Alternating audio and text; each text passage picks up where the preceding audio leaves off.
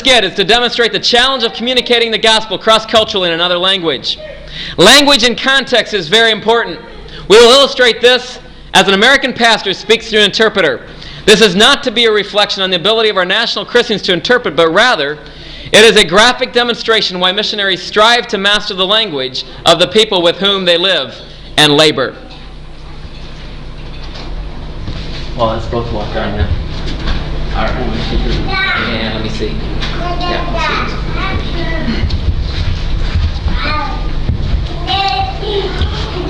Today we have a great pastor from America come to speak to us. His name is Pastor Luke.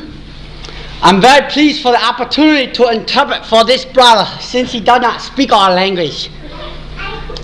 Thank you, brother. Thank you. I'm very happy to be here with you tonight, and I'd like to say thank you for the dinner. He says thank you for the dinner. I must admit I have some butterflies in my stomach. What did you say? I said I have some butterflies in my stomach. It seems our guest has taken some fries into his stomach. But I really liked the food. It was good. It was really great. Thank you. You like the fries? I liked the food. It was very good. Very good. Well, he liked the fries. And I want you to know that I'm tickled pink tonight that you have invited me here to share with you. It seems now that our guest has developed a rash and has been scratching himself so much that he has turned pink in places. I'm especially ecstatic about the topic that you've asked me to address. Our guest has a great deal of elastic in his dress. That topic, my friends, is how to get our people involved in spiritual ministries. He's going to tell us how to get involved in ministering to the spirits. You see, there are too many people running around here like chickens with their heads cut off. What? What are they doing? They're running around like chickens with their heads cut off. In this man's country, there must be terrible persecution. They're just killing people by cutting their heads off. Then they just run around for a while. I don't know why. Their testimony is not worth a hill of beans. Their testimony is not worth a mountain of vegetables. I tell you, friends, it's time to get on the ball for Jesus. It's time to play sports for Jesus. Part of the problem is you who are pastors. Part of the problem is you pastors. You're always jumping the gun. Really? What are they doing? Jumping the gun. Jumping the gun, you know? Oh, yes. You're putting a gun on the ground and then you're jumping up and down on it. You're always shooting off at your mouth. Doing what? Shooting off at your mouth. Well, then you're taking the gun and shoot your lips off. I don't know why. And then when you've just... Many times there's a problem with just being lackadaisical. Many times there's a problem with laxatives. You must give them a reason to be glued to their seats. Glued? Glued to their seats. Glued to their seats. Okay, friends, listen very carefully. When people come to your church, you just put something sticky on the seat when they sit down and they can't get back up. I know how it is getting ready for church. I know how it is to prepare for church. It's late Sunday morning. It's late Sunday morning. The kids are in the yard as filthy as pigs. Kids? Yeah, you got kids too. Oh, yeah. They have some baby goats in the yard and they begin to look like pigs. Then you bring them into the house. You bring them into the house? Yeah, you bring them into the house and put them in the bathtub. You do? He puts the baby goats in the bathtub.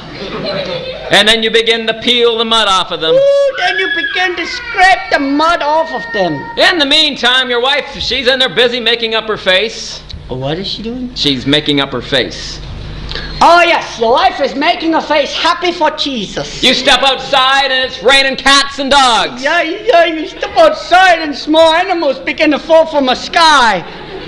And about that time, your wife's hairdo hits her face. What hits her face? Her hairdo, it hits her face. Hairdo. Hairdo. Hairdo. Yes. Oh, yes. Oh, yes. His wife is hit in the face with one of the animals falling from the sky. It's enough to make your head spin. The blow makes her head rotate. In fact, it's enough to make you go bananas. I'm not sure why, but tropical fruit is coming in here somewhere. Well, you finally get to church. Thank God. And by the time you get there, you're not even thinking about God. No, by the time you get to this man's church, you don't even think about God. You're mad at your wife and your kids. You become insane with your wife and these baby goats. You are so upset that you begin to chew your wife out. Well, you've become so angry at your wife that you begin to bite her.